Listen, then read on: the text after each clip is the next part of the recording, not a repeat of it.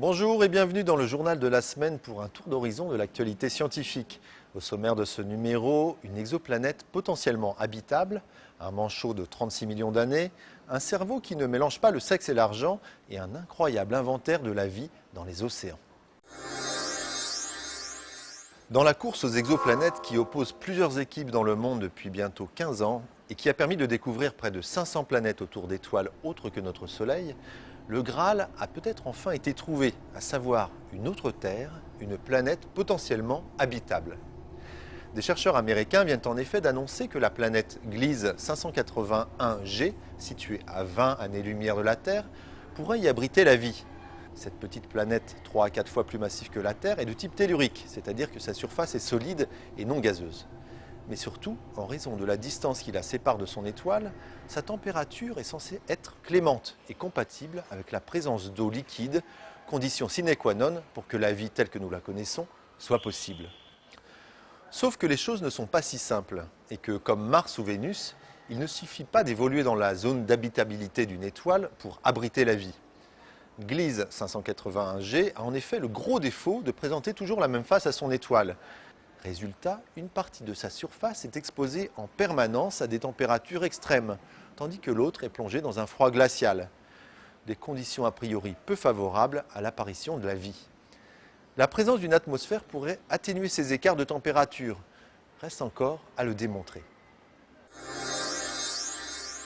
Au Chili, dans la réserve nationale de Paracas, des paléontologues ont pu retrouver le fossile particulièrement bien conservé d'un manchot vieux de 36 millions d'années.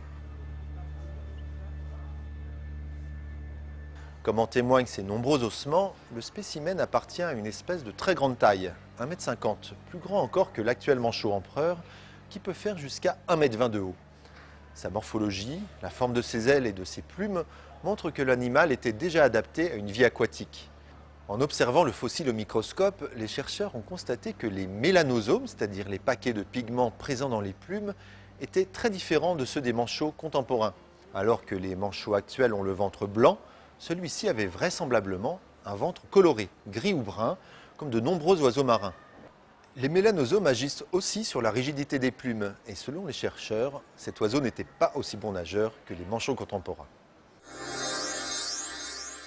Beaucoup de nos actions sont motivées par des récompenses, de l'argent, une friandise, un bon verre de vin. Mais notre cerveau traite-t-il toutes ces récompenses sur un même plan ou bien fait-il une distinction entre elles? Fait-il une différence entre les récompenses primaires comme la nourriture ou le sexe qui satisfont aux besoins vitaux et celles plus secondaires comme l'argent ou le pouvoir qui ne sont pas indispensables à la survie? Pour répondre à cette interrogation, des chercheurs de l'université Claude Bernard de Lyon ont proposé à 18 volontaires une expérience originale sous forme de jeu et débouchant sur deux types de récompenses, de l'argent ou des images érotiques.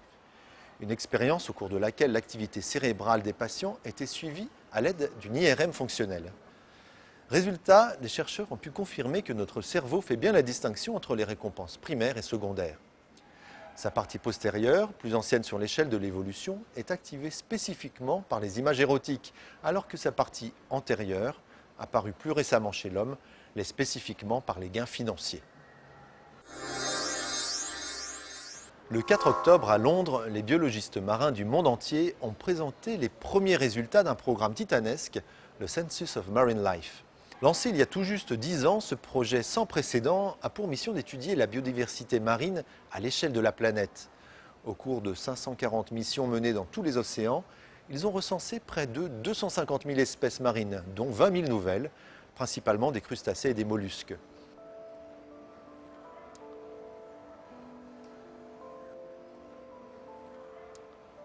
L'océan est plus riche qu'on ne l'imaginait. Partout où les océanographes ont prospecté, ils ont eu la surprise d'y trouver des créatures vivantes, y compris dans les endroits les plus extrêmes, dénués de lumière ou d'oxygène et a priori hostiles à la vie. Les chercheurs ont également pu constater à quel point le monde marin était connecté au reste de la planète. Revers de la médaille, les océans sont déjà fortement affectés par les activités humaines. Attention, cet inventaire n'est pas terminé. 1/5 des océans n'a toujours pas été exploré et dans la moitié des zones visitées, l'information reste très incomplète. Les biologistes estiment ainsi que nous ne connaissons qu'un quart des espèces marines. Il en existerait près d'1 million. Voilà, ce numéro est terminé. Rendez-vous vendredi prochain dans cette même émission pour une nouvelle revue de l'actualité scientifique ou bien sur scienceactualité.fr, le site de la rédaction. À la semaine prochaine.